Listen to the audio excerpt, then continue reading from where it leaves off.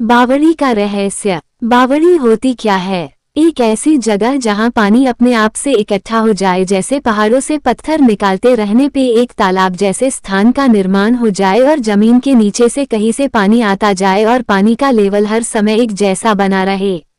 राजाओं महाराजाओं के यहाँ अक्सर बावड़ी मिलती है जो प्यास बुझाने के काम आती थी। राजा महाराजा बावड़ी का निर्माण गांव वालों की जरूरतों को पूरा करने के लिए भी करते थे, साथ ही अपने महल के आसपास बनवाकर अपने रंगरेलियों के काम में भी इस्तेमाल कर लेते थे। कहते हैं भानगढ़ किले के अंदर भी एक बावड़ी है जहां वहां की स्त्रियों ने जौहर किया था और अब वहां उनकी आत्माएं विचरती है, ऐसा लोगों का मानना है। तभी स्कूल की छुट्टी वाली घंटी बज गई। ठीक है क्लास आज यहीं तक, कल इसके आगे पढ़ेंगे। इतिहास के अध्यापक रमेश ने बच्चों को समझाते हुए कहा, पर बच्चे सुनने वाले कहाँ थे, उन्हें तो बस क्लास से भागने का बहाना चाहिए था और सर से अनुमति मिलने पर इस तरह भागे जैसे कोई कैदी लंबी कैद से छूटा हो। सभी बच्चे शोरगुल करते हुए खेलते कूदते हुए अपनी घर की ओर चले गए। सिर्फ रमेश सर ही स्कूल में बचे थे, वो भी धीरे धीरे अपने घर की तरफ जा रहे थे।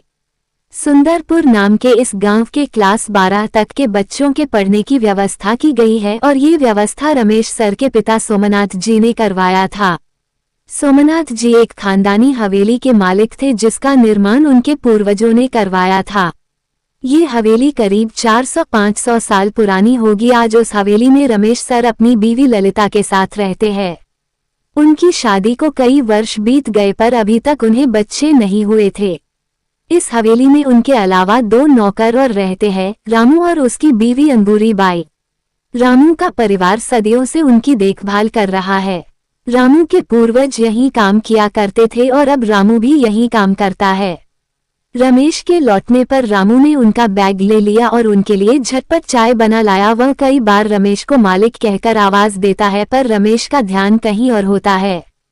रामू के इस बार थोड़ा तेज आवाज में कहने पर रमेश अपनी सोच से बाहर आया और उसने रामू को चाय रख कर जाने को कहा। मालती यहाँ नहीं थी, वो अपने मायके रजतपुर आ गई है। रामू ने महसूस किया कि पिछले 2-3 दिनों से मालिक बहुत परेशान है और कहीं खोए खोए से रहते हैं। उसने कोशिश की बात जानने की पर रमेश ने बात टाल दी और रामू को अपना काम करने को कह दिया। उस रात रमेश बिना खाना खाए ही अपने कमरे में सोने चले गए। रमेश जैसा दिखने वाला एक इंसान राजा के भेष में खड़ा है और वो अपने सैनिकों को राज्य की कुंवारी लड़कियों और स्त्रियों को उठा लाने का आदेश देता है।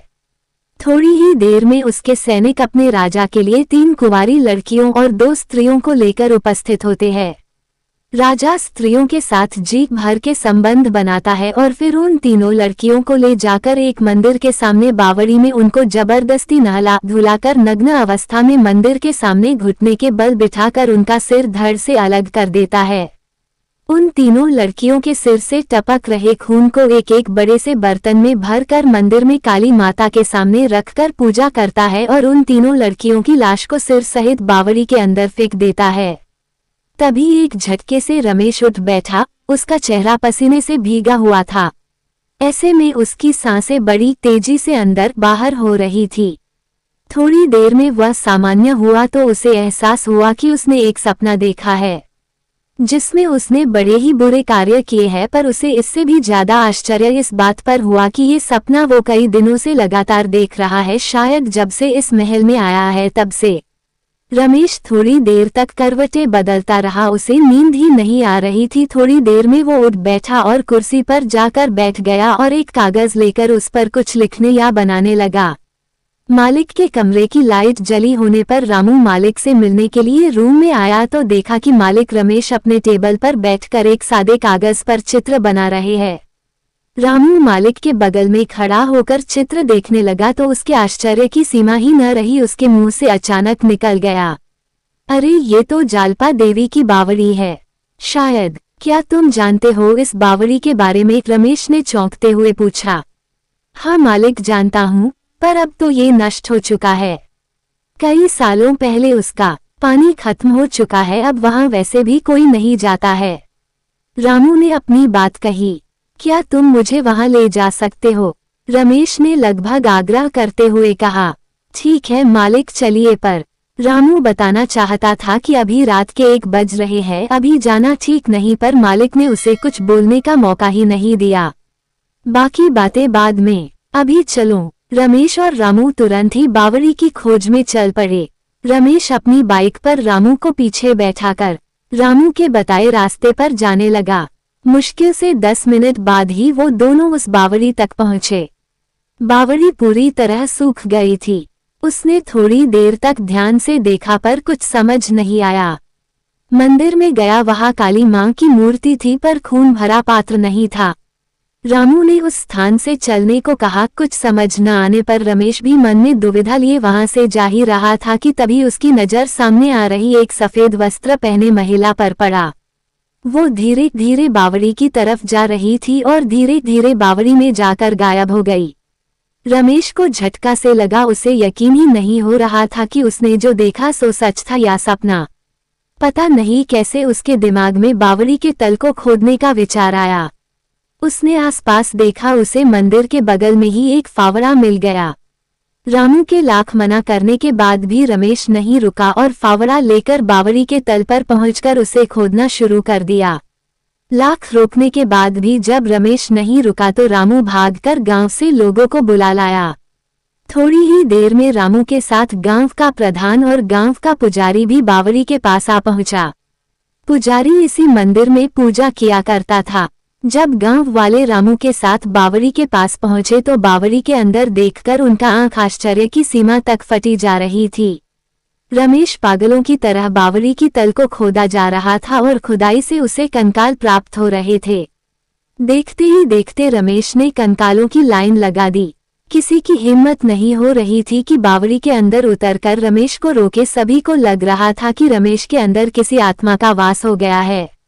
रमेश ने खोदते खोदते पूरी बावड़ी को ही खोद डाला और करीब 100 से ज्यादा अर्ध पिघली जमीन के अंदर शरीर के गलने की प्रक्रिया, कंकाल को बाहर निकाल दिया और एक कंकाल को बाहर निकालते ही बेहोश होकर वहीं पर गिर गया।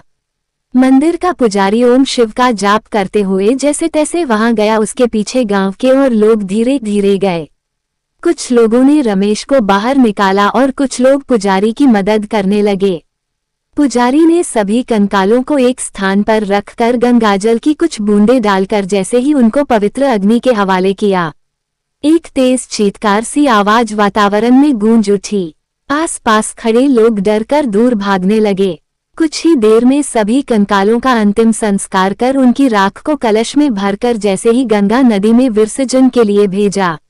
आश्चर्य रूप से उसी समय बावड़ी में पानी भरना अपने आप शुरू हो गया और कुछ ही देर में बावड़ी लबालब भर गई। लोगों ने इसे माता का चमत्कार माना और मंदिर में पूजा अर्चना शुरू कर दी। आत्माओं को इतने वर्षों बाद ही सही पर शांति प्राप्त हो सकी। रमेश को सुबह 10 बजे के आसपास होश आया। जब उसने आंखें खोली तो दंग रह गया, सब उसे ही घेरे थे। पुजारी ने रमेश से जब जानना चाहा तब रमेश ने उन्हें सपने की बात बता दी, पर उसे बावड़ी के अंदर खुदाई वाली बात याद ही नहीं था। हालांकि उसने आत्मा के बारे में बताया जिसको उसने बावड़ी के अंदर समाते हुए देखा। उसके बाद रमेश को कुछ याद नहीं। पुजारी जी ने रमेश को रामू के हाथों उसके महल भेज दिया आराम करने के लिए। अगली सुबह पुजारी महल आकर वापस मिलेगा, इतना कहकर पुजारी भी अपने घर को गया। रात में रमेश जैसा दिखने वाला एक इंसान राजा के भेष में खड़ा है और उसने अपने सैनिकों को राज्य की कुंवारी लड़कियों और स्त्रियों को उठा लाने का आदेश देता है। थोड़ी ही देर में उसके सैनिक अपने राजा के लिए 3 कुंवारी लड़कियों और 2 स्त्रियों को लेकर उपस्थित होते हैं। राजा स्त्रियों के साथ जी भर के संबंध बनाता है और फिर उन तीनों लड़कियों को ले जाकर एक मंदिर के सामने बावड़ी में उनको जबरदस्ती नहला धुलाकर नग्न अवस्था में मंदिर के सामने घुटने के बल बिठाकर उनका सिर धड़ से अलग कर देता है। उन तीनों लड़कियों के सिर से टपक रहे खून को एक एक बड़े से बर्तन में भरकर मंदिर में काली माता के सामने रख कर पूजा करता है और उन तीनों लड़कियों की लाश को सिर सहित बावड़ी के अंदर फेंक देते हैं। एक झटके से फिर से रमेश की नींद खुल गई। पुजारी जी के हिसाब से सभी आत्माओं को मुक्ति प्राप्त हो गई है, पर ऐसा लग रहा है जैसे अभी भी सभी को मुक्ति नहीं मिली है। रमेश ने उसी वक्त रामू को बुलाया। रामू के आते ही उनके जरिए पुजारी जो को इसी वक्त महल में बुलवा लिया। पुजारी के आते ही रमेश ने अपने सपने के हर एक हिस्से का किस्सा उन्हें सुना दिया। पुजारी जी कुछ देर तक सोचते रहे, फिर उन्होंने बताना शुरू किया। रमेश पहले में संशय में था, पर अब यकीन हो गया कि तुम अपना पुनर्जन्म लेके आए हो और ये घटना तुम्हारे पिछले जन्म की है। उस जन्म में तुम राजा मलेच के नाम से थे और ये सारे बुरे कार्य तुमने उसी जन्म में किए। ये जन्म तुम्हें अपनी उसी गलती को सुधारने के लिए मिला है। मैं जरूर सुधारूंगा पुजारी जी, पर अब और कौन सी बावड़ी बची है? सोचते हुए पुजारी जी से पूछा। इस गांव में एक और बावड़ी थी, पर अंग्रेजों के राज्य में इस गांव को 2 भागों में बांट दिया गया। दूसरी बावड़ी उसी गांव में होगी। पुजारी ने कुछ सोचते हुए कहा। ठीक है, मैं अभी चलने को तैयार हूँ। रमेश ने तुरंत ही पुजारी जी को अपने साथ चलने को कहा, क्योंकि रामू को प्रधान को साथ लाने को कहा, क्योंकि ये दूसरे गांव का मैटर है तो बवाल हो सकता था। थोड़ी ही देर में रमेश और पुजारी जी दूसरे गांव रहीमनपुर पहुंचे। थोड़ा खोजने पर उन्हें बावड़ी और मंदिर दोनों मिल गए, पर आश्चर्य, इस बावड़ी में पानी भरा हुआ है। रामू ने रहीमनपुर के प्रधान को बुलवाया तो पता चला कि यहाँ पर हमेशा से पानी रहा है। यहाँ कभी कोई खुदाई नहीं की गई और यहाँ कभी भी किसी भी प्रकार का कंकाल प्राप्त नहीं हुआ है और न ही यहाँ कोई और बावड़ी है। रमेश परेशान होकर अपना सिर पकड़ लेता है कि तभी उसे सपने जैसा कुछ दिखता है। वो पुजारी को लेकर वापस अपने महल भागता है। वहां पहुंचकर पुजारी को बताता है कि यहाँ इस महल के अंदर कहीं बावड़ी है। इतना कहकर महल को खोजने लगता है। थोड़ी ही देर में रमेश को एक गुप्त रास्ता मिलता है जो सीधा महल के तहखाने में ले जाता है। वहां पर भी एक बावड़ी जैसा स्थान दिखता है। रमेश समझ जाता है कि ये रंगरेलियों का हिस्सा रहा होगा। तभी बगल में छोटा से मंदिर दिखता है, काली मां का। बावड़ी सूख गई थी। रमेश तुरंत ही एक फावड़ा लेकर बावड़ी की खुदाई शुरू कर दी और कई घंटों की मेहनत के बाद उसने 100 से ज्यादा कंकाल यहाँ भी प्राप्त किए। पुजारी जी ने उन्हें भी गंगाजल की कुछ बूंदें डालकर अग्नि के सुपुर्द कर दिया। वैसे ही पहले की तरह कुछ देर तक चीत्कार होती रही और कुछ ही देर में सब शांत हो गया। इतनी देर में रामू आ गया। उसने राख को कलश में रख बहाने चला गया। रामू के जाते ही आश्चर्य रूप इस बावड़ी में भी पानी भरने लगा। मंदिर में पूजा कर रमेश ने अपने किए सभी पापों की क्षमा मांग ली और बाकी सभी गांव वालों से माफी मांगी और सात्विक मार्ग अपनाने का वादा किया। रमेश वापस महल में पहुंचा कि तभी उसे अपनी बीवी दिखी। उसने बताया कि वह गर्भवती है। रमेश को समझ ही नहीं आया कि ये बावड़ी का वरदान है या कुछ और। समाप्त।